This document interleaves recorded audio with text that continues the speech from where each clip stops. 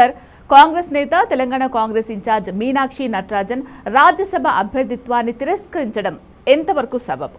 తెలంగాణలో ఒక కేసులో సమన్లు ఇచ్చారనే నెపంతో ఏకంగా ఆమె నామినేషన్నే తిరస్కరించడం రాజకీయ కుట్రే అంటారా? మీనాక్షి నటరాజన్ మధ్యప్రదేశ్ నుంచి రాజ్యసభకు పోటీ చేస్తున్నారు. వాస్తవంగా బీజేపీకి 2 సీట్లు వచ్చే బలమే ఉంది. 3వ అభ్యర్థిని కూడా పెట్టారు.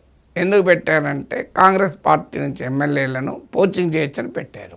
కానీ అది జరగలేదు. కాంగ్రెస్ పార్టీ యునైటెడ్గా ఉంది. ఎలాగైనా మీనాక్షి నటరాజన్ను రాకుండా రాజ్యసభకు చేయాలి అనేటువంటి ఎత్తుగడతో ఆ పైన ఒక కేసు ఉంది. ఆ కేసు అఫిడవిట్లో చెప్పలేదన్న పేరిట ఆమె నామినేషన్ను రిటర్నింగ్ ఆఫీసర్ రిజెక్ట్ చేశారు. సో దీని వెనకాల ఖచ్చితంగా ఒక పొలిటికల్ ఇన్ఫ్లుయెన్స్ ఉంటుంది. ఎలక్షన్ కమిషన్ వివరించే తీరు చూస్తే మనకు అర్థమవుతుంది కదా. నార్మల్గా ఇలాంటివి ఏమైనా ఉంటే టైం కూడా ఇస్తారు. మీరు 1 డే టైం ఇచ్చి క్లారిఫై చేయండి అని కూడా అంటారు. అమ్మాయికి ఎప్పుడు కూడా ఎన్నికల ప్రక్రియ ఎలక్షన్ లా ఏం చెప్తుందంటే ఓటర్ను ఓటు వేయించడానికి ఫెసిలిటేట్ చేయాలి. అలాగే మీకు క్యాండిడేట్లను పోటీ చేయడానికి ఫెసిలిటేట్ చేయాలి.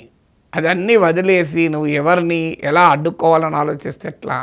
అడ్డుకోవటానికి కాదు కదా ఎలక్షన్ కమిషన్ ఉంది, ఎలక్షన్ లాస్ ఉన్నది, ఫెసిలిటేట్ చేస్తానికి ఉంది. ఎంతోమందికి టైం ఇస్తారు, మీరు దీన్ని క్లారిఫై చేయండి అని స్క్రూటినీలో రైజ్ అయిన ఇష్యూస్ పైన ఇస్తారు. అందులో ఏముంది? అది అఫిడవిట్ ఎందుకు పెట్టారు? అఫిడవిట్ ఉద్దేశం ఏంటంటే voter has right to know about the candidate గురించి తెలుసుకునే హక్కు ఉంది అని.